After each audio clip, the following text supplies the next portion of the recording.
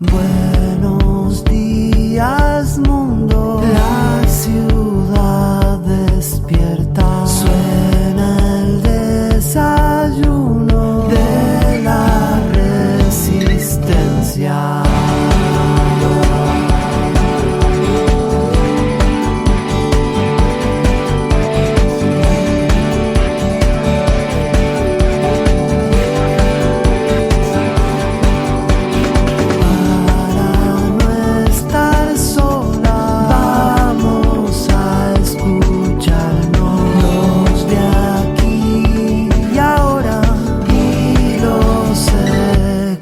Triado.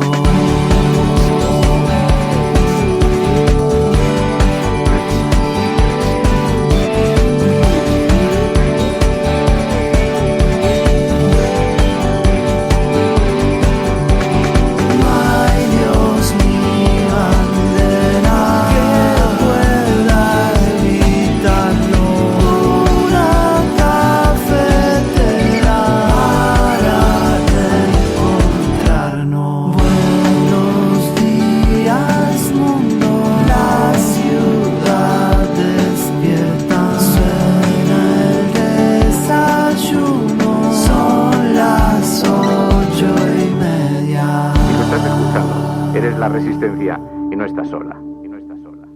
La Cafetera es un programa de radio que se financia gracias a las aportaciones de los oyentes. Si te gusta el periodismo que defiende y sientes que te acompaña, hazte mecenas y ayúdanos. Infórmate en radiocable.com/mecenas. Hola, soy Elena de Madrid y por fin os voy a contar por qué me hice mecenas el 21 de junio del 2016.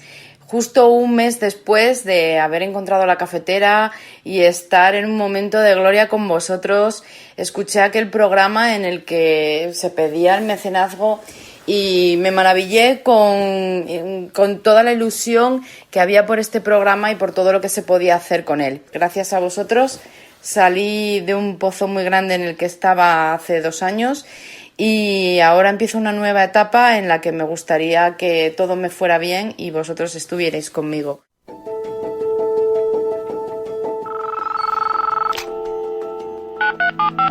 Son las 8:30 de la mañana. Las 7:30 en la Casa Museo de José Saramago, en Tías, Lanzarote. Buenos días, mundo. ¿Quieres un café? La Cafetera. Dirige Fernando Berlín. En el programa La Cafetera de Radio Cable. La ha entrevistado Fernando Berlín en La Cafetera. En una entrevista en Radio Cable. Durante 20 minutos en Radio Cable y dice todo lo que van a escuchar. Mañana en La Cafetera de Radio Cable. Radio Cable, que ha conseguido una auténtica primicia. Ha entrevistado esta mañana y ha conseguido situar esa entrevista y lo que le ha dicho en los titulares. Con María Navarro y Pilar de la Peña.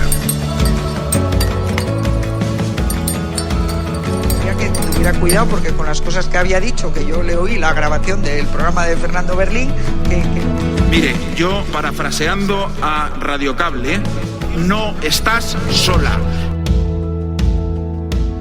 The United States, I want to be very clear about this. The United States will never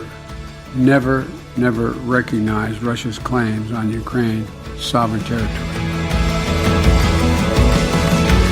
Any decision to proceed with the annexation of Donetsk, Luhansk, Kherson and Zaporizhia regions of Ukraine would have no legal value and deserves to be condemned. Si hoy miramos el orden internacional, estamos abocados a una gran confrontación, y lo que nos sabemos de estas situaciones es que o hay una gran fuerza que sea capaz de poner en pie un discurso político que lleve detrás a una parte importante de la opinión pública y de los países, o estaremos abocados pues seguramente a una situación gravísima a medio plazo, o a corto, a medio plazo, que luego nos haga reconstruir desde las cenizas, desde el dolor, desde las lágrimas, desde el flagelo, como decía la carta de San Francisco después de la Segunda Guerra Mundial. Esto solo lo puede hacer alguna región. Esa región es Latinoamérica. Proponemos en este momento la creación de un nuevo impuesto de solidaridad de las grandes fortunas, un tributo cuyo objetivo es pedir un mayor esfuerzo que se traduzca en mayor solidaridad en el interés general. Por tanto, el Gobierno ha decidido no bajar los impuestos en el año 2022 y lo segundo que estamos viendo es que las clases medias tampoco van a tener ningún tipo de rebaja de impuestos. Estas dos consideraciones son las que le podemos hacer de forma inmediata porque es la primera revisión de las medidas del Gobierno, pero nos pronunciaremos con detalle para no improvisar sobre el contenido de alcance de esta decepcionante y escasa bajada de impuestos.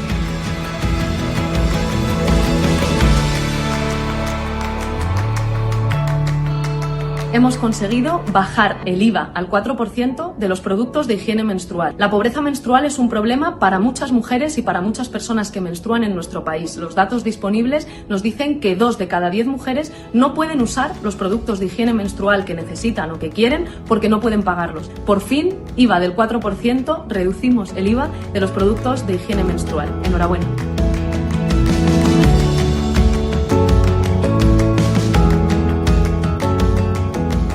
I això és el que tindrà lloc els propers dies 6 i 7 d'octubre. La continuïtat de Junts per Catalunya al Govern de la Generalitat tindrà lloc amb una consulta que es durà a terme els propers dies 6 i 7 d'octubre.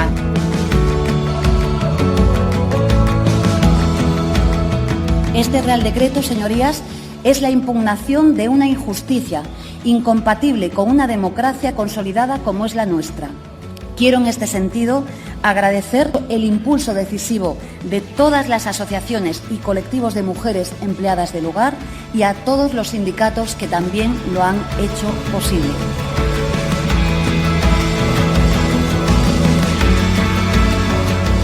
Ante esta gravísima vulneración de los derechos de las mujeres y de los derechos humanos, el Congreso de los Diputados condena la vulneración de los derechos humanos y particularmente de los derechos de las mujeres y las niñas por parte del régimen iraní. Reprueba la muerte bajo custodia policial de las jóvenes Masha Amani y Hadis Najafi, así como la represión desencadenada por las autoridades iraníes contra las mujeres y contra todos aquellos que se han solidarizado con el fallecimiento de la joven.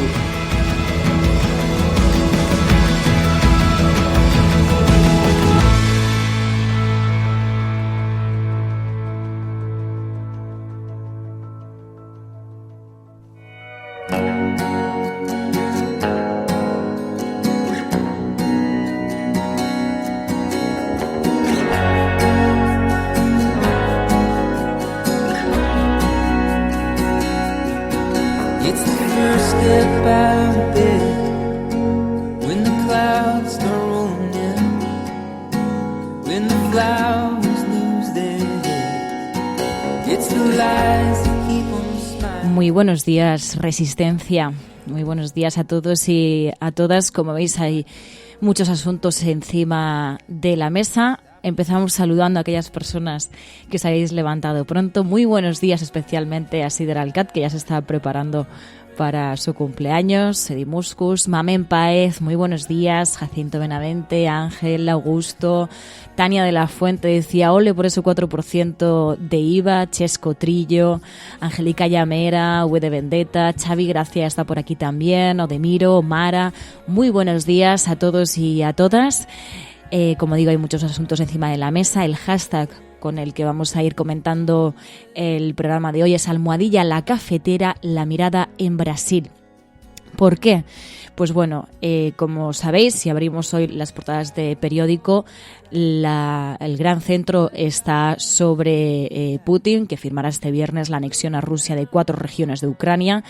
Biden ya ha avisado de que nunca, decía, reconocerán la anexión de territorios ucranianos, y por parte de Naciones Unidas decía Guterres que territorios ucranianos como Donetsk, decía, los referéndums no tendrán validez.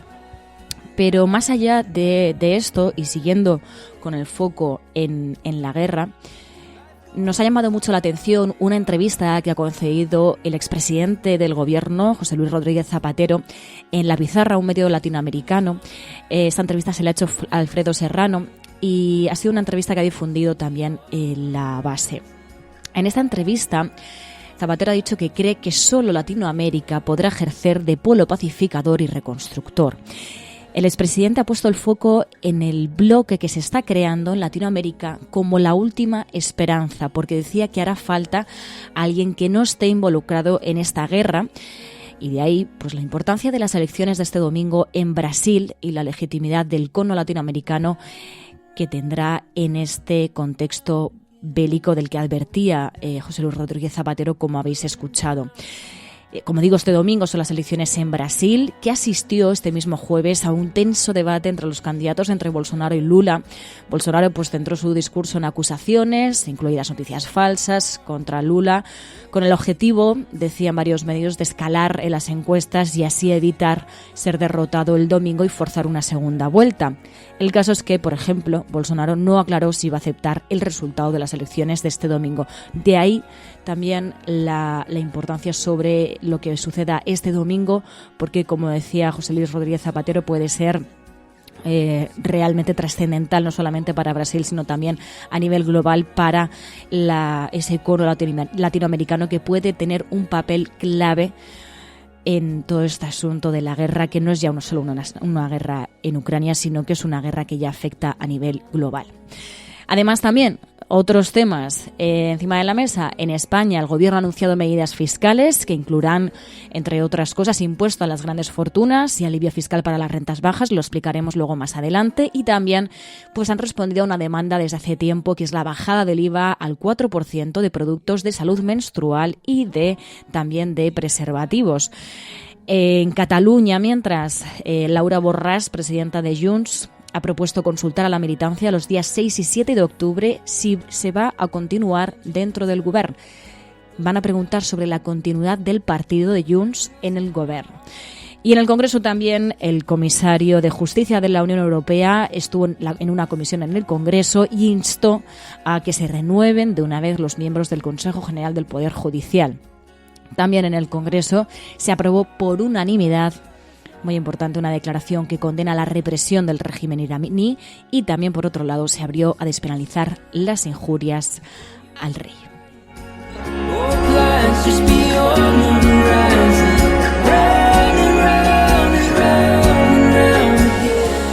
Pero como cada viernes, no solamente hablemos de actualidad, también hacemos ese repaso, ese análisis en profundidad que hace Pilar de la Peña todos los viernes, ese resumen de prensa internacional de cómo se ha visto en la prensa internacional lo que ha sucedido en España.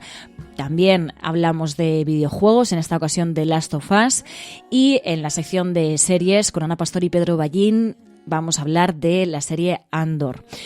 Y terminaremos, ojo, con la sección de spoiler. Esto también, pues para quienes no hayáis visto La Casa del Dragón, seguimos a tope con ello.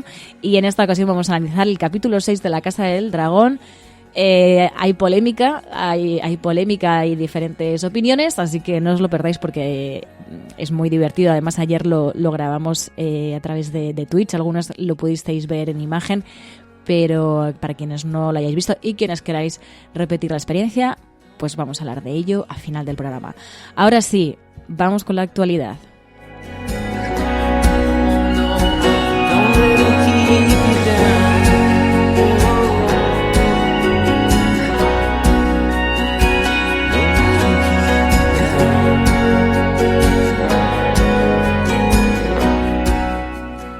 We don't need a destination, let's go where the river's taking us.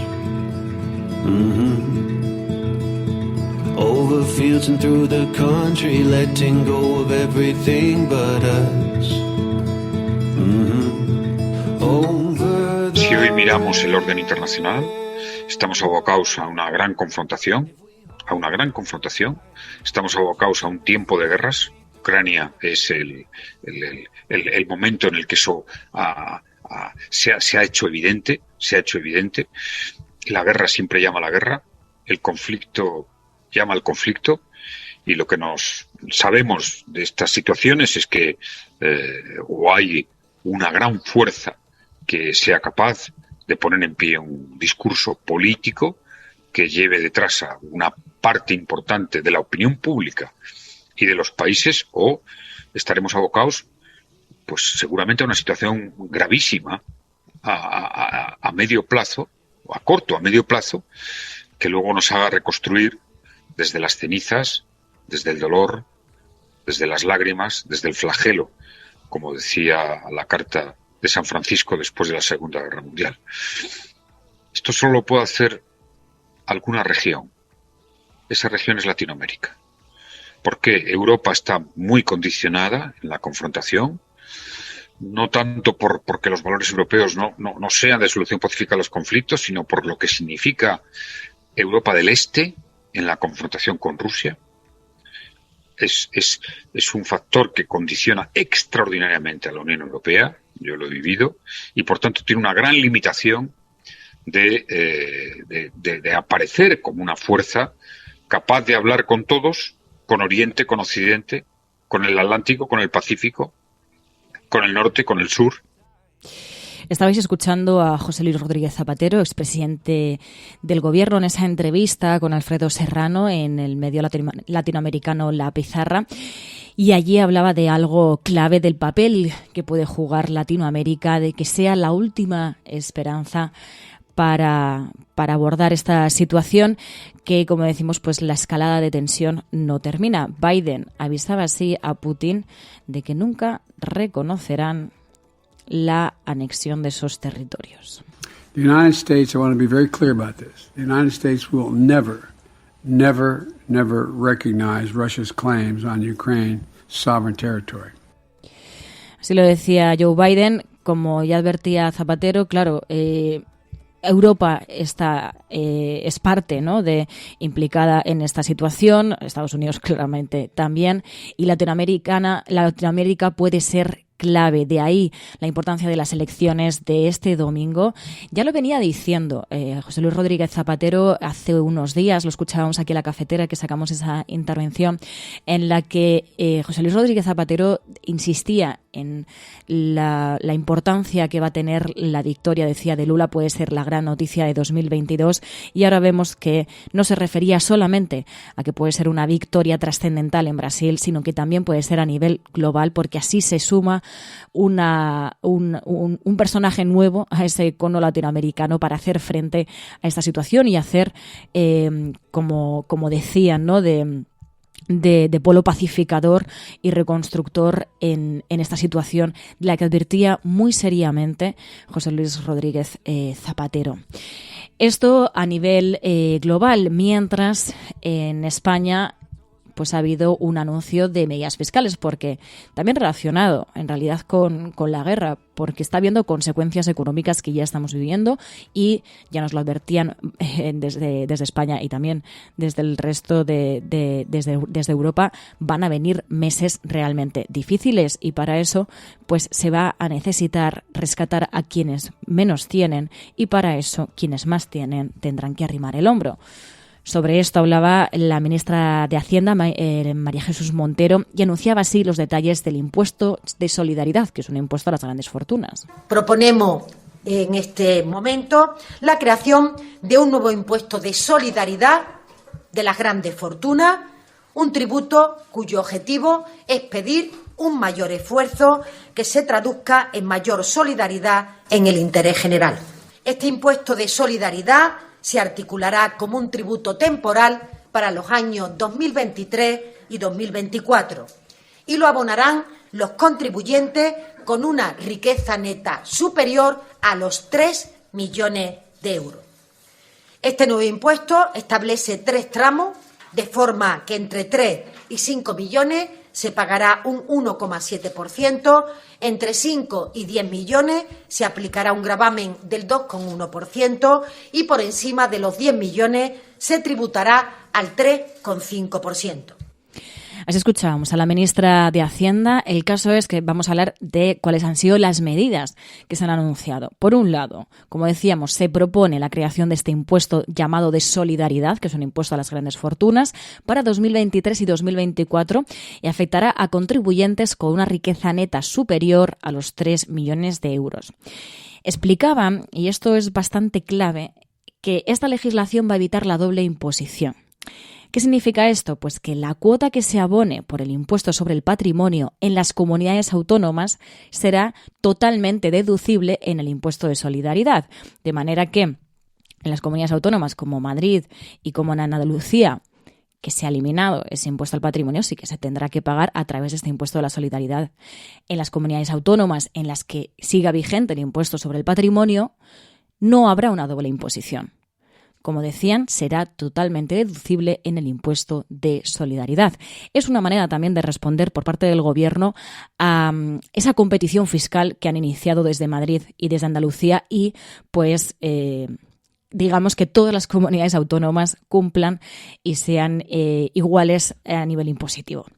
También, por otro lado, el Gobierno va a aplicar una reducción adicional del 5% en el rendimiento neto de los módulos que afectará a 576.000 autónomos y autónomas. Y además también propone cambios en el IRPF. Decía la ministra de Hacienda que también se ampliarán las deducciones que hasta ahora se aplicaban a rentas brutas de hasta 18.000 euros y ahora se pasará el límite hasta los 21.000 euros. Es decir, se van a ampliar esas deducciones al tramo de hasta 21.000 euros. Decían además que el saldo neto de estas medidas para los 2 próximos años va a proporcionar 3.144 millones de ingresos adicionales. ¿Cuál ha sido la contestación del Partido Popular? Que la bajada de impuestos pues no afecta a la clase media y que es decepcionante y escasa esta bajada de impuestos. Por tanto, el Gobierno ha decidido no bajar los impuestos en el año 2022 y lo segundo que estamos viendo es que las clases medias tampoco van a tener ningún tipo de rebaja de impuestos. Estas dos consideraciones son las que le podemos hacer de forma inmediata porque es la primera revisión de las medidas del Gobierno, pero nos pronunciaremos con detalle para no improvisar sobre el contenido y alcance de esta decepcionante y escasa bajada de impuestos. Esta es la respuesta del Partido Popular. María Jesús Montero insistía en que, decía, existe otro modelo fundamentado en las élites económicas que busca la individualidad en una política del sálvese quien pueda y que no cuida del proyecto colectivo. Además, también bajada del IVA al 4% de productos de salud menstrual y también de preservativos. Una demanda, la de los productos de salud menstrual al menos, que se llevaba pidiendo desde hace tiempo. Es algo que necesitan las mujeres todos los meses y que están asumiendo un coste mayor que evidentemente que el de los hombres y encima con este IVA. Se va a reducir del 10 al 4%, así lo decía la ministra de Igualdad. Hemos conseguido bajar el IVA al 4% de los productos de higiene menstrual. La pobreza menstrual es un problema para muchas mujeres y para muchas personas que menstruan en nuestro país. Los datos disponibles nos dicen que 2 de cada 10 mujeres no pueden usar los productos de higiene menstrual que necesitan o que quieren porque no pueden pagarlos. Por fin, IVA del 4%, reducimos el IVA de los productos de higiene menstrual. Enhorabuena. Ayer también en el Congreso de los Diputados, Yolanda Díaz anunciaba que sí, que se convalida la norma que da derecho al paro a las empleadas del hogar en España y anuncia una nueva ley de empleo. Y insistía, una nueva ley de empleo digno. La presentaba en el Congreso de los Diputados. Y precisamente sobre empleo nos enviabais este audio y nos decíais, ojo, es importante, decíais, decirle a la patronal que deje de hacer ERES. Buenos días, Resistencia. Buenos días, cafetera. Subida de sueldos. Vamos a salir a la calle para subir los sueldos, que me parece perfecto. Pero no sé si sabéis que en octubre han vuelto los ERES. La crisis de la guerra unida a la del COVID por fin ha hecho llegar los ERES y vamos a ver cómo se multiplican como setas este otoño y este invierno. Me parece bien que se suban los sueldos, pero creo que es más importante impedir a la patronal española que haga ERES. ya está viendo Federes. Y os lo digo porque yo estoy en medio de uno. Importante también, ¿no?, de cara a los meses que vienen, este toque de atención también sobre el empleo. Y antes de pasar a la sección de internacional, no queríamos dejar de lado otros asuntos. En Cataluña, lo decíamos, Laura Borràs, presidenta de Junts, ha propuesto consultar a la militancia los días 6 y 7 de octubre sobre la continuidad del partido en el Govern y en el Congreso también. Ojo, el comisario de Justicia de la Unión Europea, en una comisión en el Congreso, instó a la renovación de miembros del Consejo General del Poder Judicial. También en el Congreso se abrió a despenalizar las injurias al rey. Todavía no, que decíais, no, o sea, se va a poder hacer, no, se abre a despenalizar las injurias al rey porque, bueno, pues se han tumbado las enmiendas de PP, Vox y de Ciudadanos. Y también ayer el Congreso aprobó por unanimidad una declaración que condena la represión del régimen iraní. Ante esta gravísima vulneración de los derechos de las mujeres y de los derechos humanos, el Congreso de los Diputados, primero, condena la vulneración de los derechos humanos y particularmente de los derechos de las mujeres y las niñas por parte del régimen iraní.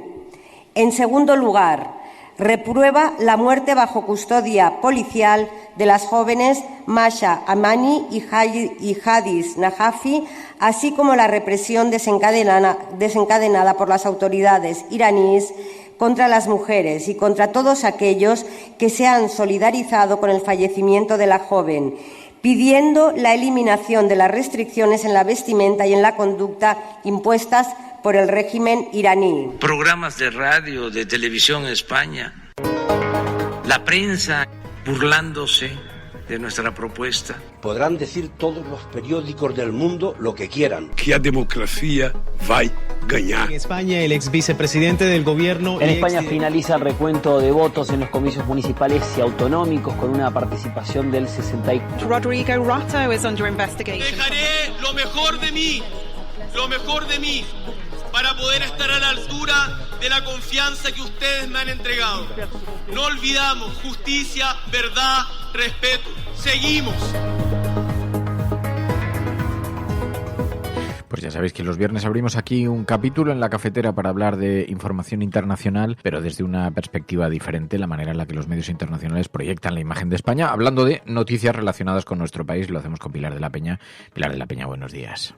Hola, buenos días. Oye, la batalla fiscal entre las regiones de derechas y el gobierno central socialista ha sido muy destacado en la prensa internacional, ¿no? Sí, la verdad es que está llamando bastante la atención. Ya había habido bastantes medios internacionales, desde Associated Press, que era en una nota que habían republicado desde ABC News a el San Francisco Chronicle o incluso el Washington Post, que habían puesto de relieve que España planeaba un impuesto a la riqueza para ayudar, digamos, a las personas que lo estaban pasando mal. Le Figaro, el diario francés, también se había hecho eco de esta iniciativa del gobierno, pero luego estos anuncios que han venido desde las comunidades de derechas, empezando por Andalucía, anunciando que planeaba suprimir el impuesto de patrimonio, han provocado que otros medios pues hicieran eco de esa especie de guerra o de batalla fiscal que se había desatado en España, y además con unas expresiones que son bastante contundentes con respecto a la derecha. Le Figaro, por ejemplo, era uno de los primeros diarios que se hacía eco, decía que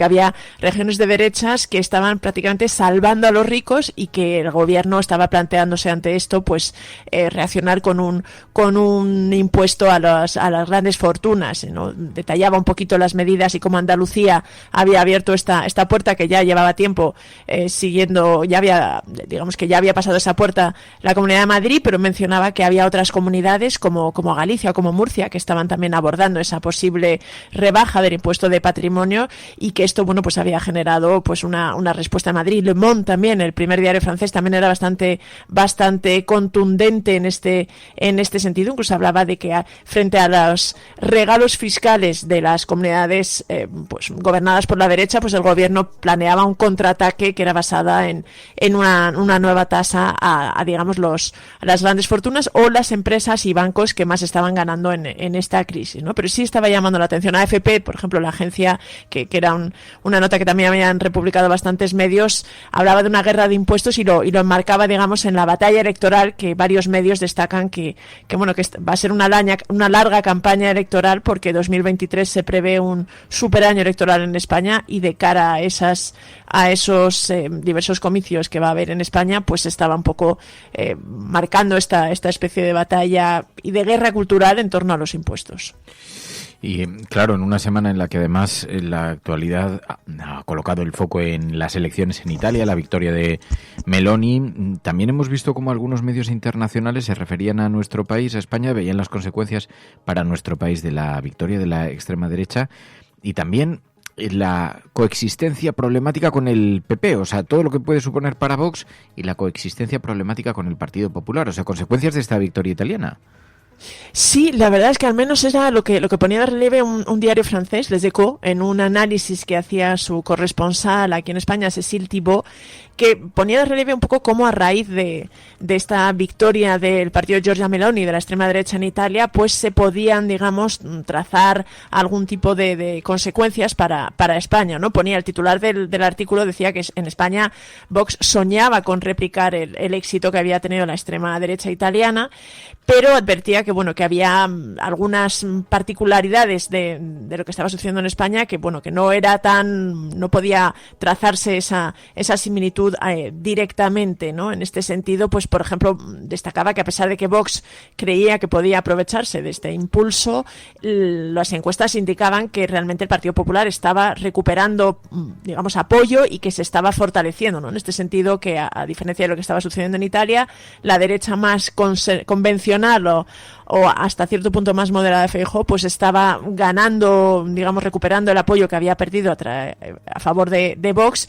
y en este sentido pues había una batalla abierta. Pero también alertaba este artículo de que precisamente esta coexistencia en el seno de la derecha entre estos dos partidos estaba resultando problemática para ambas partes, ¿no? Y habría que ver hacia dónde tiraban y quién se llevaba un poco el gato al agua, y quién digamos, salía pues más favorecido de esta situación en forma de votos, ¿no? El New York Times también destacaba esto, ¿no? Como el éxito de la extrema derecha en Italia, pues ahí incluso planteaba que había generado cierta inquietud en Washington y el gobierno de Joe Biden, sobre todo por lo que suponía para la reacción, digamos, para la propia Italia, lo que suponía para la Unión Europea, y luego esta especie de posible contagio que podía haber, ¿no? También mencionaban que las elecciones en Suecia habían indicado que podía haber también una fuerza de extrema derecha gobernando allí, y uno de los países en los que también señalaba que estaba creciendo la formación de extrema derecha en referencia a Vox era precisamente España. También el Figaro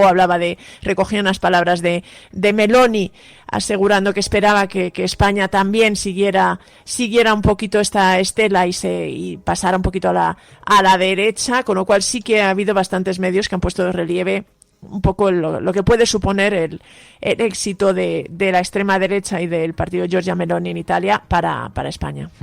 Y luego hemos visto también cómo se miraba al pasado. En el New York Times abordaban, además en un reportaje largo, bastante detallado, el fenómeno de los bebés robados durante el franquismo, ¿no?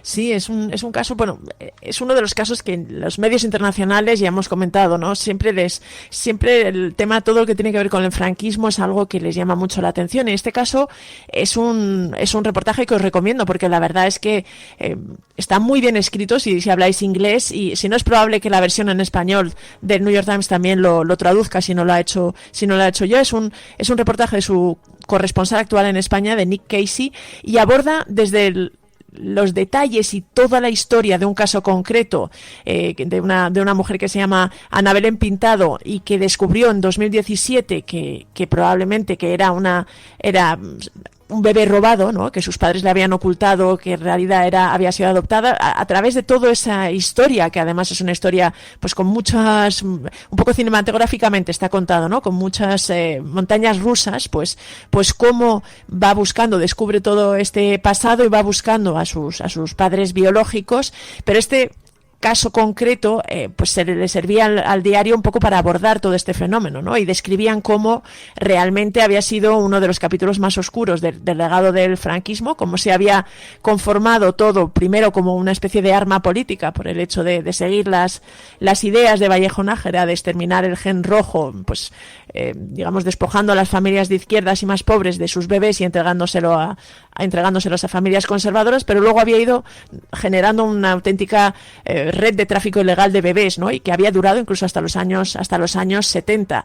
Y el diario estadounidense pues ponía una vez más de relieve que España, en lugar de abordar esta cuestión, como por ejemplo había hecho Argentina, donde también se habían dado una situación similar, pues en España se había seguido con un poco el pacto de silencio, con esta ley de amnistía, y se había elegido pues seguir adelante sin abordar, ¿no? Y como ponía de relieve el diario estadounidense, ahora pues muchas de las víctimas estaban pues intentando conocer la verdad, estaban reclamando justicia, y precisamente el titular de este reportaje en New York Times se planteaba eso, ¿no? Dice, estas víctimas, estas personas que están ahora conociendo pues lo sucedido y cada vez más se van destapando o conociendo más detalles de lo sucedido, se planteaba si finalmente conseguirían encontrar justicia. Oye, y de paneles solares se ha escrito también en la prensa internacional, en los medios internacionales. Hemos visto, creo, algún reportaje de televisión en Euronews. El boom de las instalaciones de paneles solares para autoconsumo aquí en España. Sí, es uno de los asuntos que también ha llamado la atención. Todo lo que tiene que ver con la crisis energética, ya sabemos, ya hemos visto que es uno de los grandes temas ahora mismo en toda la prensa internacional, y en este sentido de España se ha destacado no solo, digamos, esa posición de liderazgo que tenemos en cuestión a grandes instalaciones de energía solar, sino también en lo que es para autoconsumo, ¿no? Y en este sentido Euronews, la televisión europea, ponía el foco en lo que considera que es un auténtico boom de instalaciones en las comunidades de vecinos, y cómo realmente los paneles solares y la energía del sol se está abordando como una posible solución para cubrir las demandas de electricidad, ¿no? Él decía algo así como: España está descubriendo el poder del sol, el reportaje, y ponía de relieve esto, ¿no? Como gracias además a una serie de cambios legales, en concreto a la eliminación del famoso impuesto al sol y al hecho de que se hubieran reconocido el concepto de comunidades energéticas, pues numerosas comunidades de vecinos estaban decidiéndose a instalar paneles solares o incluso hogares individuales para autoconsumo, y en concreto todas las instalaciones habían aumentado un 213% en algunas regiones, y se estaba pues impulsando desde España este trasvase y esa especie de transición hacia energía solar para cubrir la demanda eléctrica. Luego esto me ha llamado mucho la atención, te iba a preguntar, porque yo pensé en plantar pistachos. Esto lo pensé en plantar pistachos, y entonces, pero tiene su complejidad, pero el pistacho le llaman el nuevo dorado, porque creo que es como una especie de mina de oro, pero es que Le Monde ha dicho que España sí es el dorado del pistacho, ¿no? Pues sí, fíjate que es un tema, es curioso que digas eso, porque quizá había pasado un poco bajo radar. Yo al menos no era muy consciente de este hecho, pero hay un reportaje en Le Monde, en el diario francés, que pone el foco en cómo en España se ha disparado, y hay un auténtico boom también del cultivo del pistacho, especialmente en Castilla-La Mancha, que lo que cuenta este reportaje es que ahí empezaron, digamos, hay una pionera además cuenta la historia de esta mujer que era peluquera y heredó unas tierras de su padre, y no tenía muy claro qué poner porque el clima en Castilla-La Mancha pues es complicado para la agricultura, y se limitaba hasta ahora a determinadas variedades, y apostó por el pistacho hace 12 años, y ahora resulta que está teniendo un gran éxito, y vamos, si hace 10 años había 5.000 hectáreas dedicadas al cultivo del pistacho en España, ahora estábamos en 55.000 hectáreas, ¿no? Y además era un fruto seco y el cultivo de este fruto seco que había permitido realmente pues unos ingresos muy interesantes, y que se había extendido tanto. Ya te digo que según el artículo de Le Monde era especialmente en Castilla-La Mancha, donde se concentraba el 90% de las tierras dedicadas a ello, que había permitido incluso a España pues convertirse en el primer país europeo por superficie cultivada, superando a Italia y a Grecia en este ámbito, que hasta ahora el pistacho, además en Europa sobre todo, se importaba de Irán y de California, y que bueno, España había emergido como un nuevo Eldorado en este aspecto. Y además destacaba eso, que había sido particularmente interesante en Castilla-La Mancha, porque por el clima que hay, pues se veía muy limitado el tipo de cultivos a los que podían optar muchos de los agricultores, y pues resulta que el pistacho requería precisamente las características del clima de Castilla-La Mancha, o sea que si te interesa es posible que también sí, puedas. me informa mucho porque he visto que necesita un invierno muy frío, muy húmedo, los veranos muy secos, muy calurosos, eso hace que se puedan cultivar aquí en el Mediterráneo. Lo que pasa es que tarda como 7, 10 años en dar fruto, pero yo he investigado este asunto, he pensado, digo, pues si me dedico al cultivo del pistacho, se acabó la fiesta del periodismo, la edad de oro del periodismo. Pilar de la Peña, gracias. No, que vamos a seguir muchos años en la cafetera, no penséis que esto se va a terminar. Pero bueno. Pero si no, ahí tenemos un plan B en el pistacho, ¿no? Siempre hay un lugar al que acudir, al que nos esperan. Gracias, Pilar. Gracias a vosotras.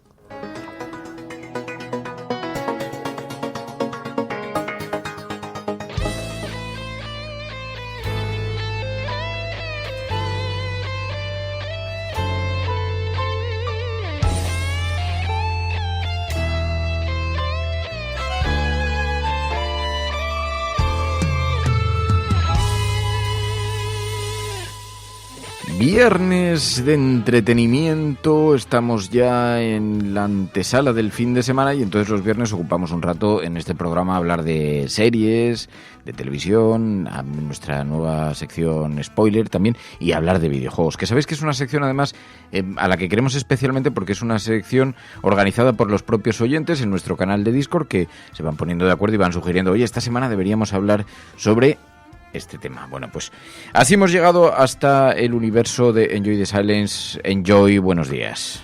Buenos días a todos los cafeteros y cafeteras. Y Enjoy me ha dicho, tenemos que hablar de The Last of Us, que no sé si sabes que es mi videojuego favorito y nunca lo he jugado, no lo he visto, solo he visto capturas, pero todas las crónicas, todas las críticas, todas las personas que han jugado con este videojuego me dicen, es que es una auténtica pasada. Oye, Pedro Ballín, con quien hablamos hoy en la cafetera, Pedro Ballín me decía, cambia tu percepción sobre los videojuegos, pero también sobre la narrativa y también sobre la vida y la muerte. Dice, porque te metes tanto dentro del personaje, ¿tan buen juego es este? Sí, de hecho, bueno, ayer estuve repasando la sección de Pedro Ballín y es que este juego es muy bueno en todos los aspectos, pero sobre todo en el final. Y en el final es donde de verdad se demuestra qué es lo que hace grande al título a la hora de cómo narrar la historia. Y de hecho es uno de los, por algún medio está considerado como uno de los juegos de la década, si no el juego de la década. Pero claro, esto realmente se puede decir de muchos títulos. Lo que hace especial a The Last of Us es que, como bien dijo Pedro Ballín en su momento, utiliza la violencia como herramienta narrativa en el juego, pero de una manera en la que no se había hecho hasta antes. La violencia en este juego no solamente lo utiliza como hilo conductor de toda la historia y cómo los personajes reaccionan hacia esa violencia, sino que también te obliga a ser a ti partícipe de ello. Es decir, estamos acostumbrados en cualquier videojuego, por poner un ejemplo, yo que sé, Red Dead Redemption 2, estamos acostumbrados a pegar tiros en cualquier videojuego y no a sentirnos responsables de lo que hacemos. Normalmente en los juegos de decisiones de estilo Detroit Become Human, si hacemos esto, lógicamente se crea un árbol de decisiones. Y en este tipo de juegos tienes una especie de espina clavada porque dices, vale, ¿y qué pasaría si yo hubiese tomado esta otra decisión, no? Y dices, ¿quieres volver a ver qué es lo que hubiese pasado si hubiese dicho esto, tal? En The Last of Us esto no pasa. Y en The Last of Us te obligan a que sientas cada una de las muertes que hagas. Esto está más acentuado en el 2 porque son muy listos y ponen nombre y apellidos a todas las víctimas que tú matas. Wow. Y hasta ves incluso cómo entrenan a los perros que utilizan ciertas facciones para detectar intrusos.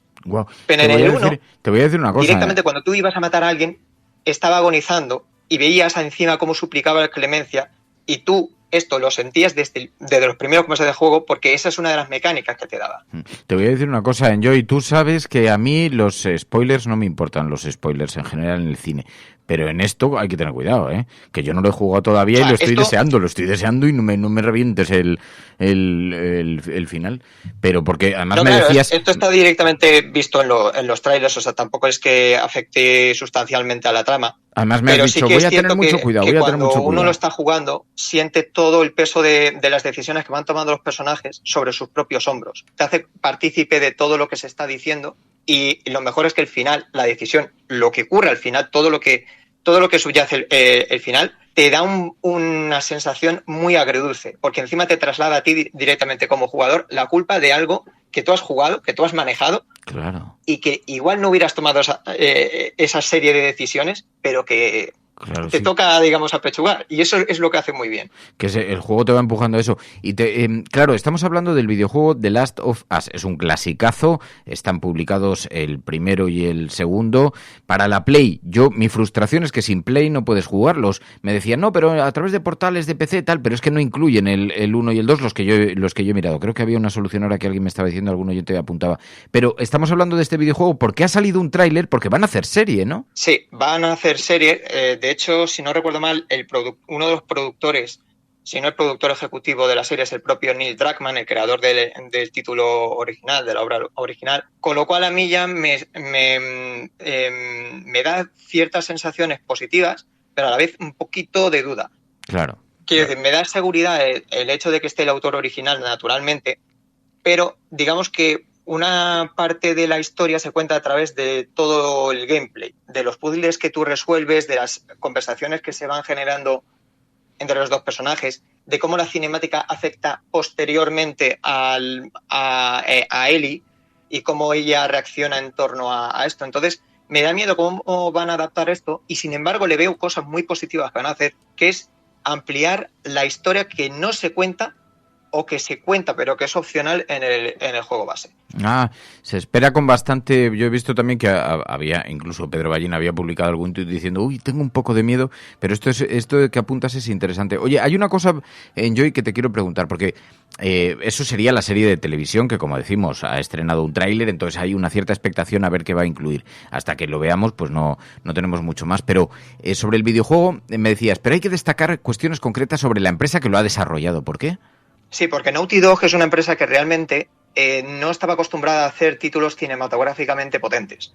Venía de desarrollar 2 sagas de videojuegos, Crash Bandicoot y Jak and Daxter, que servían como competencia a Super Mario y a Legend of Zelda, en la época de PlayStation 1 y PlayStation 2. Pero cuando llega PlayStation 3, que es una consola que tenía bastantes dificultades a los programadores para desarrollar juegos muy potentes, porque era una máquina muy potente, les encargaron hacer un título que fuese lo más espectacular posible, por decirlo de alguna manera y simplificándolo mucho. Y entonces lanzaron Uncharted, que para los que no lo sepan, que por cierto hay una película que salió hace unos cuantos meses, Uncharted es un juego que homenajea a Tomb Raider y a Indiana Jones. Tienen cosas de ambas. Entonces, una vez que funciona el primer título y el segundo, Naughty Dog decide separar el estudio de desarrollo en 2 grupos. El primero se encargaría de hacer la tercera parte de la saga, que al final se ha convertido en una tetralogía, y el segundo se encargaría de lanzar este proyecto de The Last of Us. Y claro, ahora mismo lo vemos y decimos, qué espectáculo visual, pero es que este juego salió el último año de la PlayStation 3. No es que a partir de ahí no se hicieran juegos para PlayStation 3, es que el último gran juego salió el último año de su ciclo de vida. Con lo cual, esto dice mucho de la dificultad de los desarrolladores a la hora de hacerlo. Y sobre todo, el año siguiente salió Left Behind, que es el DLC que complementa la historia, que por cierto en las actuales versiones ya viene directamente, no hay que pagar nada.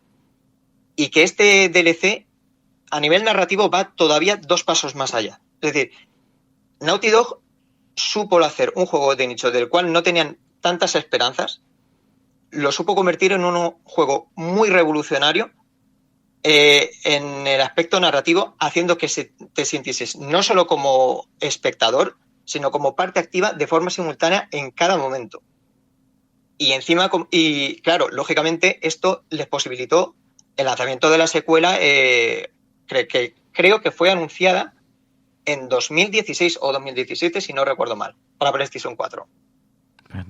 Ahora hay un remake, hay una especie de remasterizado, ¿no? Que se ha mantenido la estructura esencialmente igual, pero creo que tiene mejor calidad o han aprovechado mejor las potencias de los ordenadores. No sé si sabes de esto. Sí, lo han lanzado para el PlayStation 5. Desde el punto de vista de la mayoría de jugadores lo consideramos innecesario porque al fin y al cabo te están cobrando a precio de nuevo un juego que ya tiene casi 10 años. Sí que es verdad que tiene cosas muy positivas, que es todo el tema de la accesibilidad. No solamente porque el juego lo pone más fácil, sino porque tiene modos para personas con discapacidad de todo tipo. Entonces, para aquellos que no lo pudieron vivir el juego en su momento, lógicamente es un plus, pero para aquellos que tengan alguna deficiencia visual o auditiva, es un plus mayúsculo. Y de hecho, esto lo han extraído directamente de la secuela, porque la secuela también tenía estos modos, solo que creo, y espero que me corrijan en el chat, los que lo hayan podido jugar, creo que no son los modos accesibles tan potentes o tan amplios, digamos, como en este remake. Luego, por supuesto, a nivel visual, lo que han hecho ha sido adaptar los modelos de los personajes, no tanto el de los escenarios, al modelo visual de la secuela, para que sean un poco los cuerpos más fieles con respecto a eso, a la secuela. Y encima, para hacer todo esto, lo han tenido que hacer, por lo visto, el juego de cero. Lo han tenido que rehacer desde cero, que es una cosa que me sorprende bastante porque no sé de dónde han sacado el tiempo, porque además la compañía ha sido fuertemente acusada de crunch, de autoexplotación a los trabajadores o explotación por parte de los mandamases. Y precisamente ha habido alguna que otra, vamos a decir, puya indirecta en el 2 de los propios desarrolladores hacia sus jefes o hacia su carga de trabajo en exceso. Entonces, por eso digo que me sorprende que hayan podido hacer este juego, o sea, este remake, en paralelo con el juego con el 2, que además están también desarrollando el modo multijugador. Pero bueno, el que tenga PlayStation 5 y no la haya podido experimentar, creo que es una muy buena opción para poder jugarlo desde cero y con el mayor nivel visual y con las mayores posibilidades jugables. Yo estoy leyendo que este mismo remake de The Last of Us está disponible para PS5, pero que además saldrá próximamente para PC. Claro, el The Last of Us 1, porque lo que me dicen es que The Last of Us 1 está muy bien, pero el 2 es brutal. Y ese todavía no sé si va a salir para PC o no, que digo, estos son acuerdos de estos de las compañías, claro, el que tenga una Play está encantado, pero nosotros los que no tenemos Play es una de las razones por las que yo me compraría una Play, así que fíjate si es un reclamo publicitario positivo, porque da como, te empuja a comprarte una consola, ni más ni menos, ¿no? Y supongo que habrá algunas personas que habrán entrado en eso, porque es que no lo encuentras en otras plataformas. No, claro, o sea, de hecho, yo en mi PlayStation 4 yo me la compré hace 6 años y uno de los reclamos fue este título, claro. Sin ir más lejos. Entonces, es lógico que las empresas necesiten de terceras compañías que al final compren para desarrollar juegos en exclusiva. Lo que sí que es verdad que está haciendo Sony es lanzar sus títulos en exclusiva para ordenador. Ya lo ha hecho con God of War, ya lo ha hecho con Spider-Man 4, o sea, con Spider-Man para PS4. Y se supone que también lo va a hacer con The Last of Us, lo que pasa es que no sabemos para cuándo. Pero bueno, respecto ya a cuál es mejor de los dos, yo no diría que el 2 sea mejor que el 1. Todo lo contrario, yo creo que el 1 es mejor que el 2 en cuanto al final. Lo que pasa es que los dos son un libro 1 y un libro 2. No se puede entender el segundo sin el primero, por muchas cosas que pasan en el segundo. Y yo lo vería más bien como la continuación directa del segundo, y que si extraes uno de los dos títulos no lo vas a sentir de la misma manera. Digamos que el vacío que te deja el primero es equiparable al vacío que te deja el segundo, solo que de distinta manera, por decirlo así. Y los dos son extraordinarios títulos. Yo he conseguido todo lo que se podía conseguir del segundo porque me encanta, y además es que se lo dije a mi pareja que con el 2 me pasó dos cosas. El 2 no lo quiero jugar otra vez, no lo quiero volver a tocar porque creo que la primera experiencia fue tan única y tan buena que creo que quiero que se me quede grabado a fuego en muchísimo tiempo. Y me pasa también que es el único título que no he querido terminar, porque me estaba dando un torrente de sentimientos jugando que no quería pulsar los botones. Claro. Sí, yo viví, no con esa experiencia tan intensa, pero algo parecido con Red Redemption, que decía, ya verás, voy consumiendo pantallas, cualquier día se va a acabar y me va a dar un disgusto. Pero, claro, entiendo lo que quieres decir. Pues Enjoy the Silence. The Last of Us es un clasicazo colocado, un juegazo de primer nivel, pero colocado ahora de actualidad precisamente porque ha aparecido el tráiler de esta como serie de televisión que verá la luz próximamente. Enjoy the Silence, gracias de corazón. Muchas gracias a vosotros y a los oyentes y un abrazo.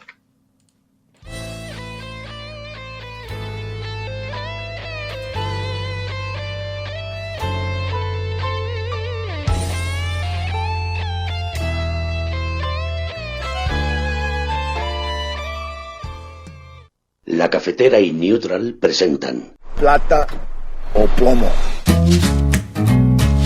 El mundo en series. En el Juego de Tronos o ganas o mueres. Con Fernando Berlín y Ana Pastor. ¿Sabes dónde estás? Es una radio pirata.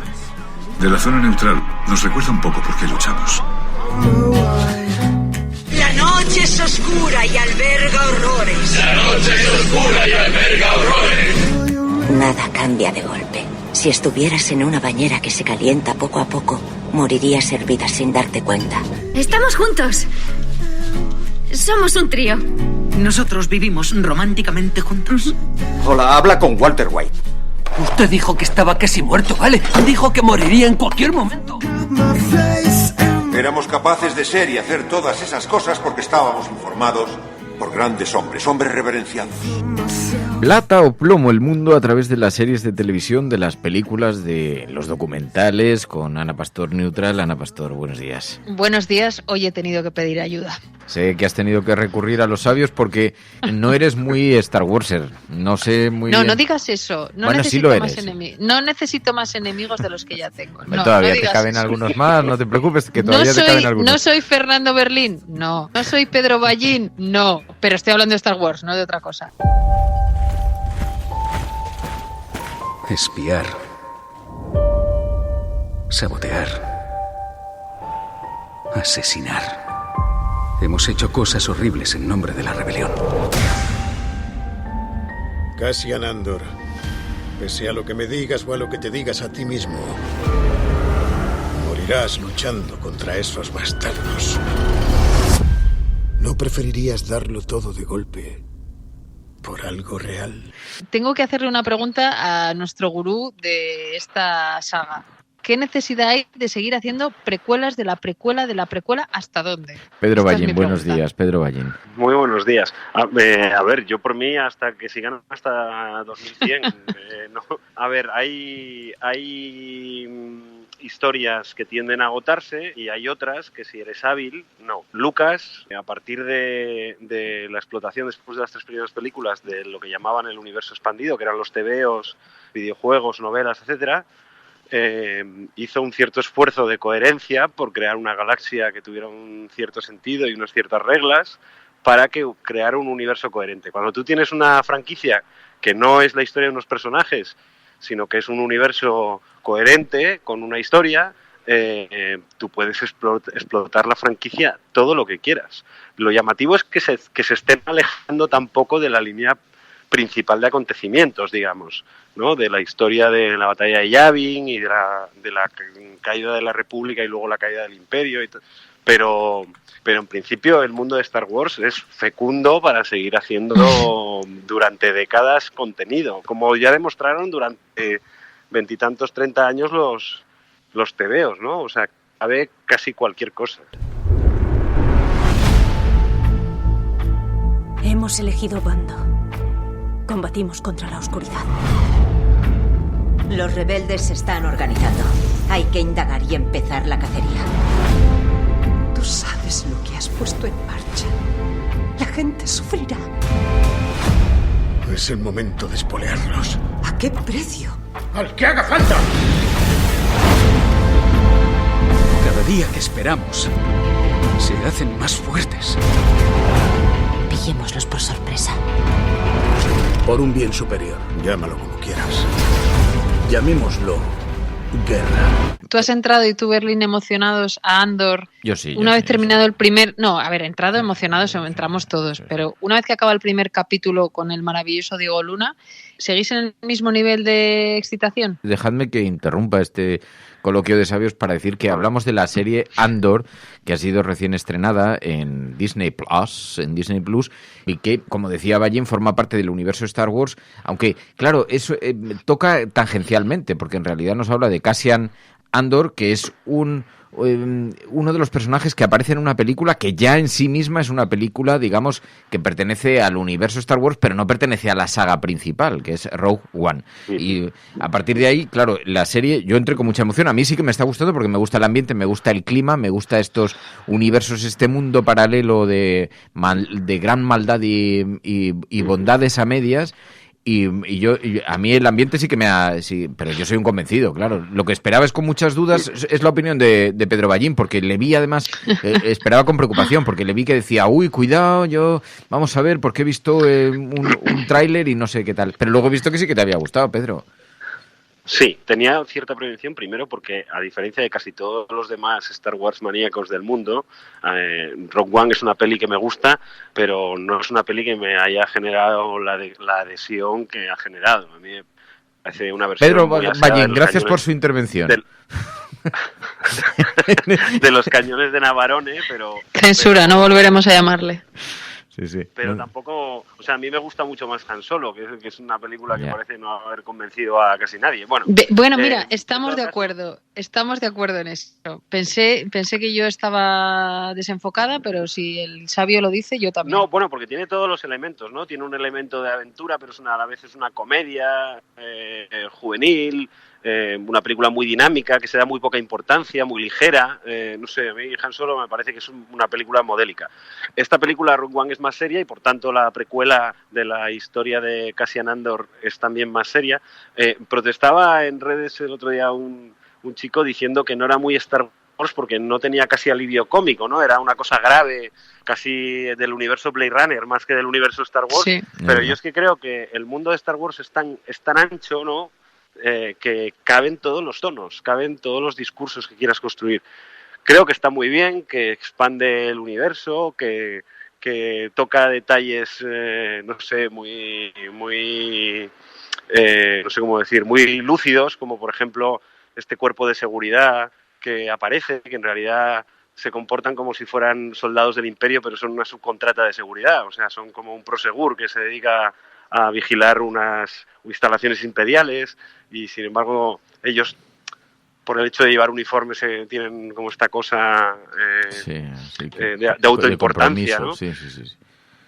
Y luego creo que la historia del propio Cassian Andor, que los que hayan visto Rogue One, sin falta de hacer spoilers, pues es un personaje no precisamente de luz, o sea, es un personaje neblinoso, porque es un tipo que para trabajar para la Alianza Rebelde básicamente lo hace en clave de yihadista, ¿no? O sea, un tipo que en Rogue One te dicen que ha matado gente, que, en fin. Sí, no es la luz Jedi, no es esta cosa... No es la pureza. La pureza Jedi. Entonces, en lo visto hasta ahora, todo está muy bien. Desde el punto de vista de la producción y la fotografía, creo que es lo mejor que han hecho con la franquicia de Star Wars, con el punto turbio de cómo se reclutan activistas o terroristas para atacar al Imperio, ¿no? Que es en realidad lo que parece que quiere explicarnos la serie. No sé, yo estoy muy satisfecho de que haya además una serie de Star Wars en la que no aparezcan espadas láser, que es casi como un fetiche. O sea, si no hay un duelo de espadas láser, no... Dales tiempo, también te digo que estamos en el cuarto capítulo que se ha estrenado, porque esta es de esas series que se está estrenando semana a semana en Disney Plus. Decías eso, Pedro. A mí lo que me preocupaba antes del estreno es que es verdad que desde que Disney se hizo con esta marca se corría el riesgo de que infantilizase mucho el producto, como hizo en algunas de las películas. Luego es verdad que ha retomado, porque Mandalorian o Obi-Wan son buenas series y están también dentro del universo Disney, y han tomado un tono un poquito más adulto, que yo creo que los que éramos espectadores juveniles y que nos encantaban los Ewoks corriendo por el bosque, no soportaríamos ahora una película con ese grado de ingenuidad, ¿no? Y ahora, pues no sé, son películas algo más adultas o series algo más adultas. Sí, es verdad que que bueno, en esto están muy pendientes del fandom, ¿no? Y de la edad que tenemos los fans originales. Ha crecido con nosotros. Bueno, se ve que... Pero de todas maneras, este tipo de franquicias, y esto es una cosa que discutí hace poco con un amigo productor, este tipo de franquicias como Star Wars o Marvel, a mí me gustaría que se animaran más todavía a separarse del discurso y del tono de la serie principal, porque en el fondo son indestructibles. Es decir, tú haces una mala peli de Star Wars o haces una mala peli de un héroe de Marvel y la franquicia no sufre, porque Spider-Man es más grande que las películas buenas o malas que puedas hacer de él, ¿no? Y entonces siempre puedes volver a él. Y aquí pasa un poco lo mismo. Por eso a mí me gustaría que fueran todavía más audaces, o sea, que se atrevieran a alejarse más del tono, digamos, festivo y de comedia infantil, porque siempre fueron películas infantiles, de las pelis, ¿no? Que para eso tienes las series también, creo, ¿no? La gente está rebelándose. Tienen miedo, ahora mismo tienen miedo. ¡Andando! ¡Agarraos!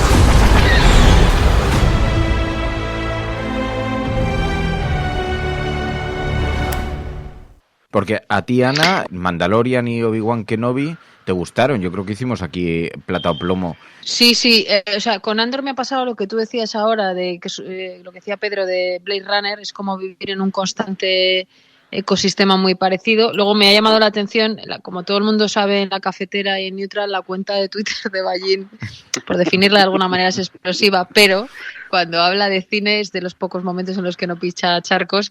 Bueno. Sorrentino bueno, calla, no me hables de Sorrentino, sí.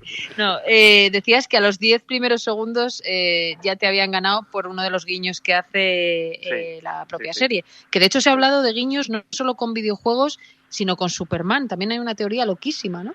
Y entonces, como tú has dicho, cuidan... No lo he oído. Cuenta No, es que igual te cuento una barbaridad y es una chorrada. En uno de los foros estos de Reddit de Estados Unidos, uno de los tipos decía que había un guiño clarísimo, tanto por el padre como creo que por una de los uniformes a Superman. Pero bueno, esto es...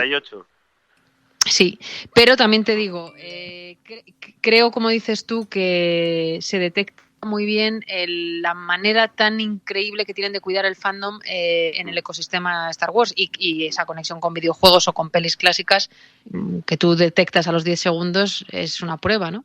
Sí. Bueno, a ver, tienen un fandom muy revoltoso, o sea que no solo Star Wars, sino en general todas estas grandes franquicias o grandes sagas. Sí, son gente muy activa, muy delicada. Sí, vamos a respetarnos, Pedro. Vamos a respetarnos. Muy puritana. En cuanto en la línea enseguida alguien se revuelve. Pero bueno, esto también tiene una cosa buena, ¿no? Que hay como una especie de no sé cómo decirlo, de democracia que late detrás de los contenidos que proporcionan, ¿no? Es la serie Andor, tiene ahora mismo cuatro episodios estrenados, se estrena semanalmente. Voy a decir que en todo caso, claro, Pedro Ballín no se ha autoidentificado como fandom, cuando en sus fotos en La Vanguardia... Sí, lo soy, lo que pasa que... porque te veo abrazado a R2D2 en algunas fotos. Como en todo lo demás, es un clásico. Soy un heterodoxo. Bien, no, porque digo que hay fotos en La Vanguardia tuyas abrazado a R2D2 y que tu gran icono es la cabeza de C3PO, lo hemos visto hasta en las portadas de tus libros. En el fondo, Fer, Ballín asume lo que yo decía al principio que me habéis reñido, y es que como aquel no hay un hoy, es así, es decir, no es lo mismo, aunque lo han mantenido, pero estamos mayores, ¿eh? Eso también, pero es verdad que las primeras veces pues no es lo mismo. Ahora cada vez que ves cualquiera de sus sagas, pues no es lo mismo. Ni Rogue One ni esta. Te digo que puestos a poner nerviosa a la gente cuando salía, que entonces estaba haciendo cine por aquel entonces para el periódico, cuando salía de ver Indiana Jones y la Calavera de Cristal y todo el mundo decía, buah, esto no está a la altura de Indiana Jones, y yo le decía a todo el mundo, sí, es de las mejores, de las 4, y el único que que ha cambiado no es Indiana Jones, es tu mirada, que tienes una mirada de señor mayor. Eso es posible, que la línea sea más coherente que el propio producto. Pero bueno, Pedro Ballín, aquí en efecto la figura de R2D2 o la careta de V de Vendetta acompaña incluso en sus vídeos de La Vanguardia semanales, que los tiene en la estantería y siempre que le vemos con una chapa nueva, con una camiseta singular y siempre con esas dos figuras así protagonizando indirectamente el vídeo. Pedro Ballín, gracias. A vosotros, un placer. Un abrazo. Un abrazo. Bueno, entonces, Ana, yo creo que la podemos recomendar para la gente que no la haya cogido. Andor es una serie, además, es rapidita, es cómoda de ver, digamos que no es compleja, no se necesita haber visto la saga para tener contexto. Es recomendable, ¿no? Yo la recomiendo, sí. Sí, yo volví de ver cómo ganaba la ultraderecha en Italia y en el avión, después de 200 horas de trabajo, dije, me voy a poner Andor. Así que, desde luego, me parece muy recomendable. Ana Pastor, Neutral. Gracias, Ana. Gracias. Plata o plomo. El mundo en series. En el Juego de Tronos o ganas o mueres. Con Fernando Merlín y Ana Pastor. ¿Sabes dónde estás? Es una radio pirata. De la zona neutral. Nos recuerda un poco por qué luchamos. Otra vez.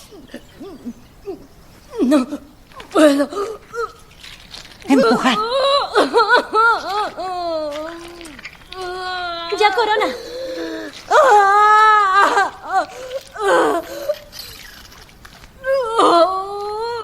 ¿Cómo les gustan a los guionistas de La Casa del Dragón la cosa de los partos? Cuanto más sanguinolentos, a ver, los partos son los partos, pero, pero hay que cuanto decir más que complejos y complicados, mejor. Es que la cámara está desde el punto de vista del que sería el médico sacando al bebé. Pero no se ve. Entonces, pero sí que sientes como la angustia de, joder, que esta mujer lo está pasando mal.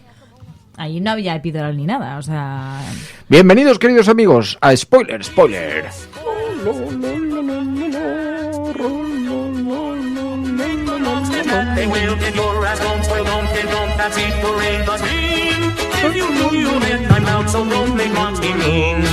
Capítulo 6 de la interminable saga de... Espérate, porque está sonando por ahí la casa del dragón esta y no puede ser, entonces vamos a pararlo. Capítulo 6 de la interminable... saga de Juego de Tronos, pero en esta precuela que es La Casa del Dragón. Entonces, sabéis que esta sección es spoiler, o sea que vamos a hablar en profundidad del tema. Si no lo habéis visto y los spoilers nos gustan, desconectados.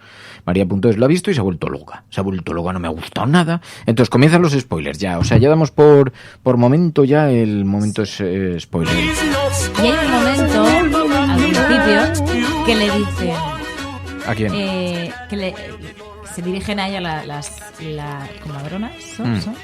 Le dicen princesa, y tú ahí ya tienes la clave y dices, no eres reina. O sea, ni tu padre se ha muerto, ni... o sea, todo lo que pensabas que iba a pasar cuando terminó el capítulo anterior, ya con el princesa ya tienes... O sea, es que se supone que ha pasado una cosa. Nosotros estábamos viendo una serie y ahora han cambiado los personajes. Y han cambiado la serie, o sea, hay un salto temporal entre el capítulo 5... según para qué personajes. Claro, entre el capítulo 5 y el 6, es decir, desde lo que dijimos la semana pasada hasta este capítulo, se supone que han pasado unos años y entonces han cambiado los actores. Pues deben ser como 10 años, pues están mucho más creciditos. Sí, pero luego... Bueno, un poco menos pero igual, luego, ¿no? El tío de esta mujer, de Rhaenyra, ese tío sigue igual. Y digo, joder... Entonces, críticas, han cambiado solo a las mujeres, no han cambiado a los hombres, decían. Alguien por aquí. ¿Solo han cambiado las... Eso dicen. Escucho parto y se me eriza la piel, dice Mamen, que tuve 2 cesáreas. Dice, si no os ha gustado me quedo y me lo ahorro, pues, dice Gus Guti. No, eso no vale, Gus Guti, porque aquí hay una cosa.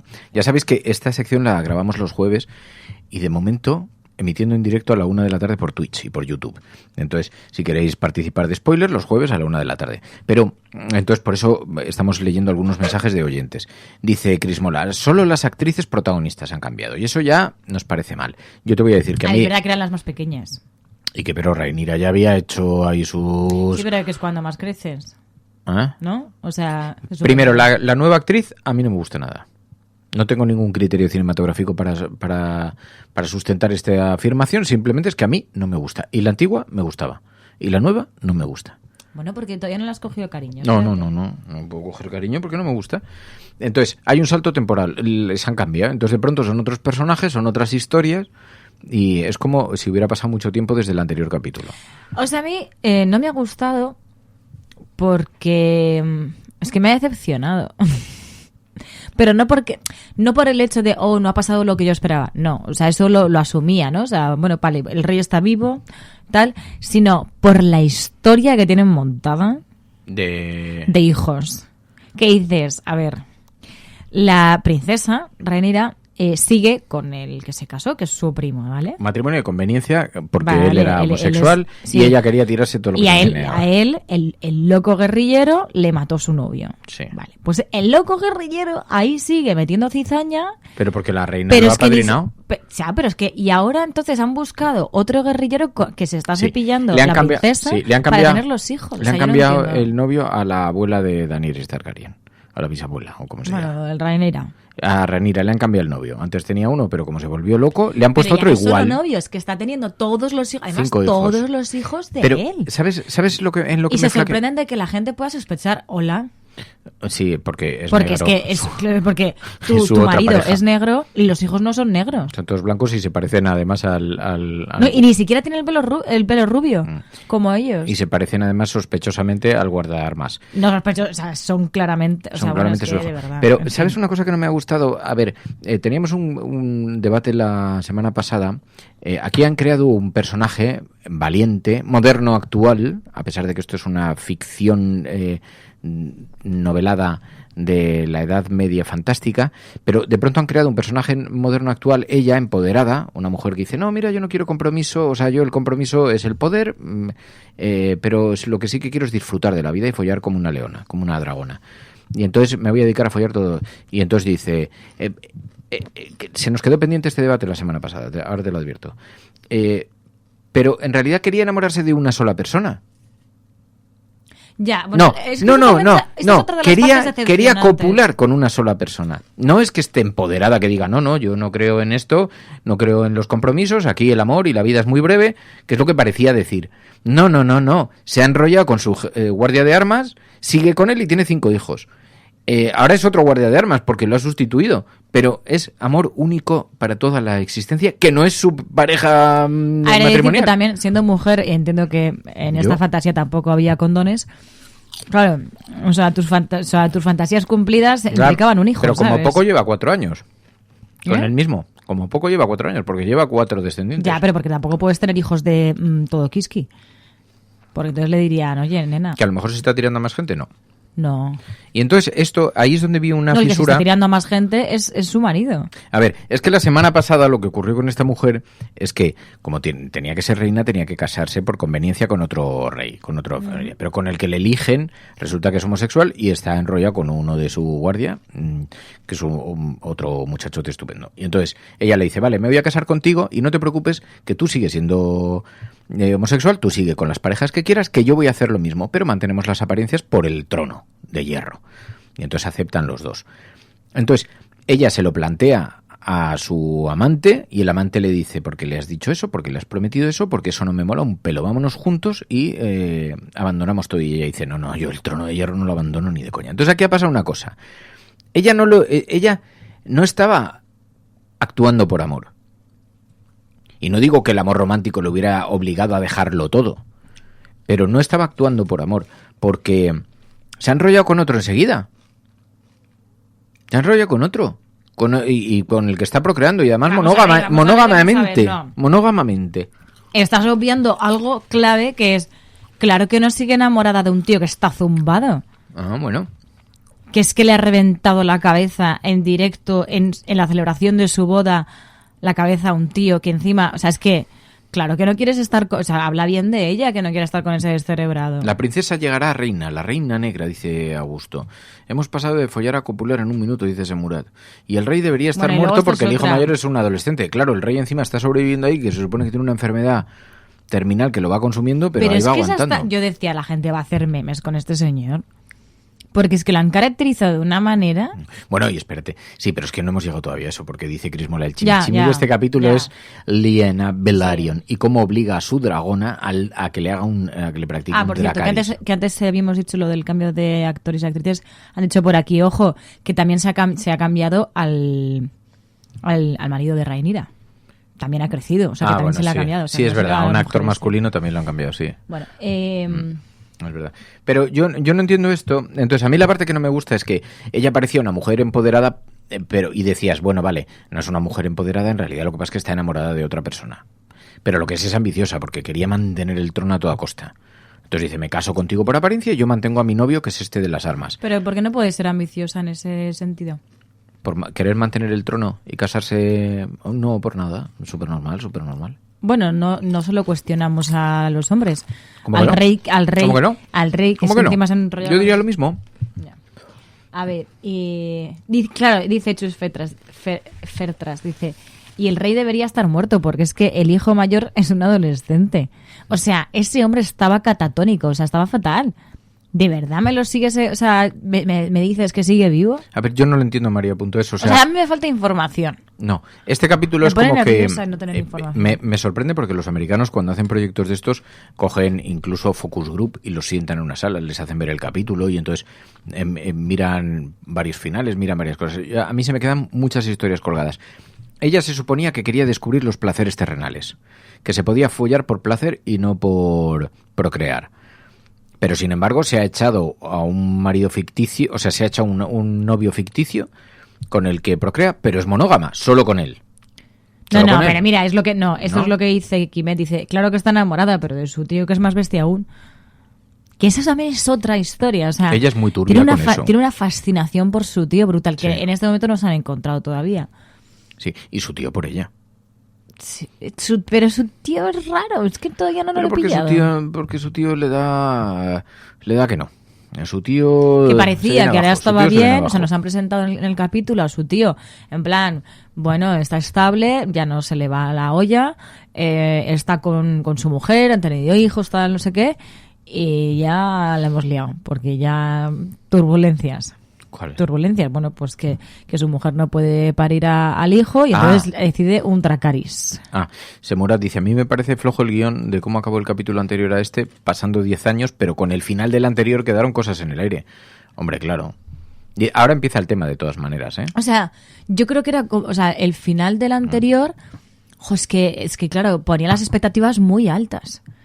Para mí esta ha sido una decepción. Sí. Porque hay muchas cosas como que se han resuelto como para mí como, no sé, un poco mal.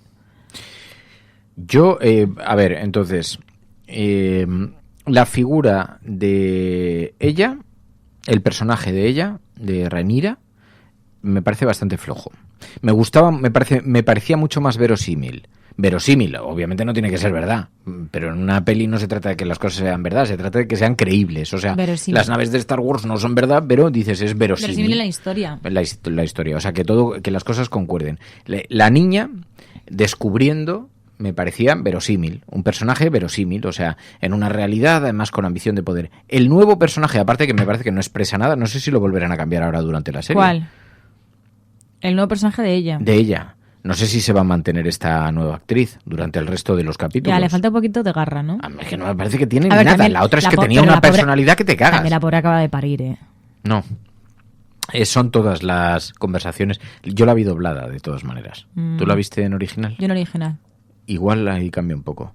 Dice, me gustó su personaje al principio, va perdiendo interés en cada capítulo. Dice, mamen, eso es lo que me pasa a mí. Y dice Quimeta, ahí tienes razón, era mejor con 16 años que ahora. Porque tenía 16, eso lo sabemos. Sí, creo que lo llegan a decir. O sea, sí. sí, tiene sus hablan de la edad por el escarceos. tema de cuándo te vas a casar, cuándo... tal. Dice Semura, a mí solo me engancha el tío. El tío tiene un personaje súper complejo, con muchos matices, maldad, pero a la vez tiene un punto de bondad, a la vez, o sea, de fragilidad, porque con, Pues es sus, como con que sus parejas es relativamente... Invita a conocerle más. Sí, o sea, dices... Sobre es todo un- ahora después de este capítulo. Pero fíjate, el tío... Porque yo no sé cómo va a reaccionar, ¿eh? No sé qué os parece a vosotros, pero el tío es un asesino sin compasión en algunos momentos, pero sin embargo con sus parejas demuestra una cierta, no sé si ternura es la palabra, porque allí no hay ternura, pero demuestra una cierta delicadeza. ¿Quién? El tío. ¿Cuándo? En general, por ejemplo, cuando le dan a elegir, mira, ahora en este capítulo... Ha tenido una escena, o sea, que ahí cuando lo estábamos viendo, esto se puede decir palabrotas, ¿no? Sí. O sea, era un capullo. Se carga a su primera mujer con lo del caballo, eso es verdad. Claro, no. Y luego en este capítulo en este capítulo, por ejemplo, nosotros lo empezamos a ver y fue como, ostras, pues se me había olvidado. Parece que, no, dices, pues igual tiene esa parte tierna, que bueno, que es una persona a lo mejor traumatizada por X y bueno, y ahora es como que consiguió tener una etapa más estable. Pero no, luego sigue siendo un capullo, porque ella coge y le dice, oye, mira, que esto que nos han ofrecido de cambiar de vida... Vale, es verdad, se me olvidan muchos, dice, y a la prostituta, que la denigra, que no veas, dice... Bueno, y el caso es, ¿qué va a pasar ahora con este tío? Porque claro, él ahora se encuentra con tres hijas,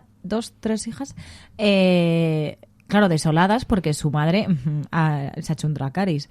Y entonces, ¿él ahora qué va a hacer? Dice Sirea, a ver, está calibrando, está esperando su turno. Yo no lo sé, tío, no lo sé. Dice, y Quimet dice, lo que pasa es que está enamorado de su sobrina. Yo no sé, pero a ver, ¿por qué lo decía yo? Porque hay un momento en que cuando su mujer en este capítulo, en este capítulo está tratando de dar a luz, que no puede porque no sale por allí, porque debe ser del tamaño de un dragón el bebé. Los médicos le ofrecen matar a la mujer. Lo mismo que... Y él dice, no. Hay que recordar que en el primer capítulo el rey dice que la maten. En este capítulo, su tío, que se supone que es un descabellado, el tío dice no. Y lo cual induce a pensar que la quiere, porque no quiere perderla. Y luego, como la mujer sigue sin poder tener el bebé, se pone delante de un dragón y le dice Dracarys que eso en lenguaje Juego de Tronos significa pégame fuego. Pásame por la plancha. Pásame por la plancha. Y ahí vemos efectivamente al dragón pegándole fuego en vivo a ella con el bebé embarazada y tal, mientras el otro, atónito, observa delante de sus ojos. Dolido incluso, diría yo. No me acuerdo muy bien de la escena, pero aparentemente... Sí, es como que en este capítulo nos muestran como un lado más humano de él, pero sigue teniendo las cosas de, pues eso, cuando tiene alguna discusión de pareja y tal, sigue siendo bastante capullo, pero... Dice Chris Mola, poco se habla de los dragones. Es verdad que los dragones tienen aquí una presencia incluso más intensa que en Juego de Tronos. Bueno, la Casa del Dragón. Claro, también. Pero... ¿Y cómo incuban a los huevos para que nazcan a la vez que los hijos? Pero no sé, a mí hay cosas que, claro, supongo que la gente que habéis leído los libros, pues tenéis muchísimo más contexto, claro. Pero me he perdido un poco en este capítulo. O sea, por una parte ha sido decepcionante porque como que tenía muchas expectativas con lo que haya pasado en el capítulo anterior y entonces no se han cumplido para nada. Aquí esto ha sido un bodrio, o sea, todo súper desordenado. Y luego muchas cosas que no me han quedado muy claras, o sea... No lo sé. ¿Puede ser el nuevo Jaime Lannister? Dice Carlis.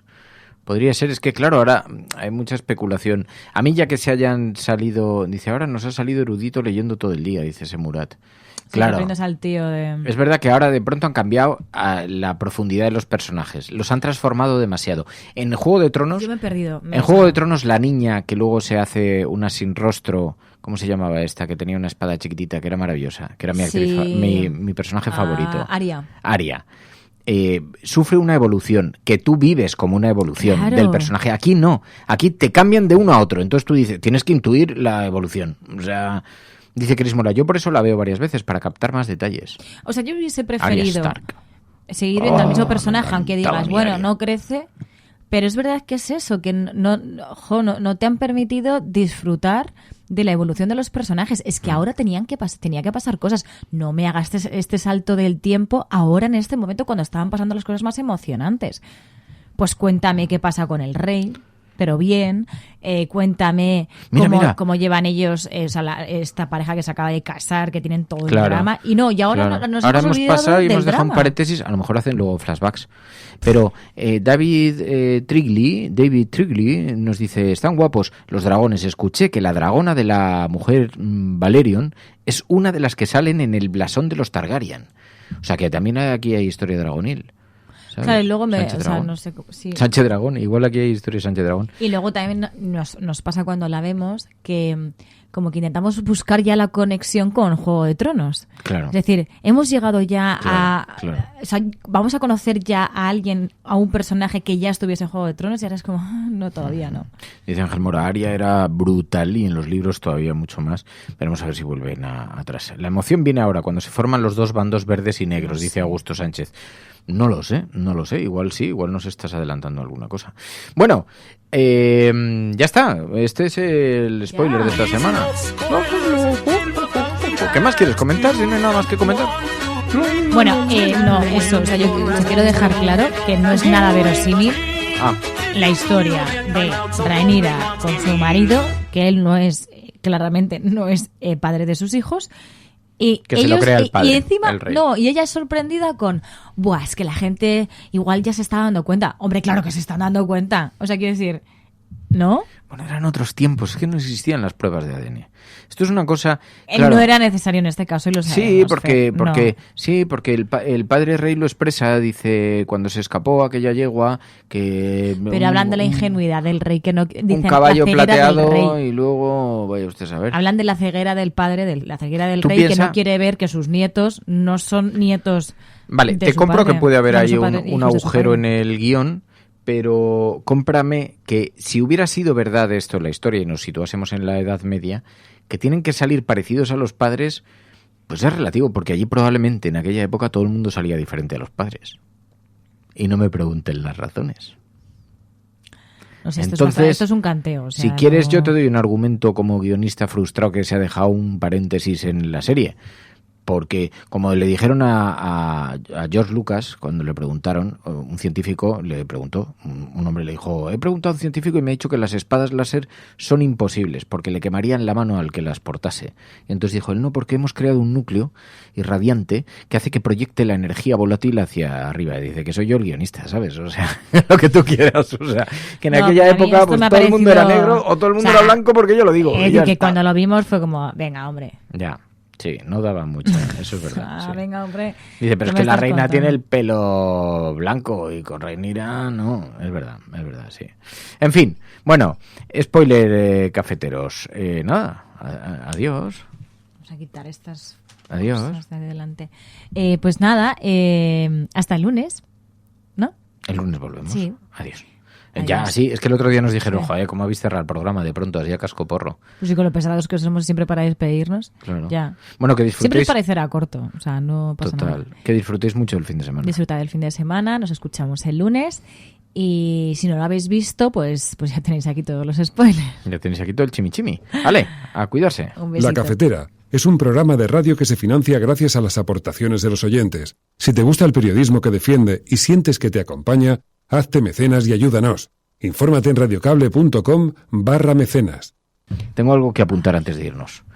Tengo que apuntar una cuestión que se nos ha pasado y que es de capital importancia.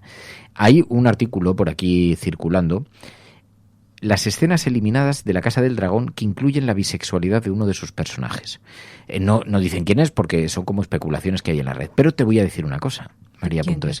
Hay un momento en el que su tío está celebrando en una comida, está celebrando no sé qué historia, se acerca a un camarero y le hace un gesto de amor y pasión. Puede ser, sí. ¿No te acuerdas? Pasa muy fugazmente, sí, pasa flups, pero de pronto es como, ¡sí, lo veo! Sí, puede ser, sí. Entonces esconde un momento La Casa del Dragón. Venga, que Daemon es bisexual, dice Sensacine. Mira, si es que hay más artículos. Sí. Entonces ahí se queda un fragmento. Oye, igual la semana que viene nos da más Pues igual juego. Ahí también está un poco parte de la frustración. Es que yo creo que venía un poquito por ahí. Que él no estaba un poco en esa sintonía. Bueno, sí, estaba pudiendo ser él, ¿no? Estaba en otra. Pero bueno, adiós. Vale, pues nada, hasta el lunes.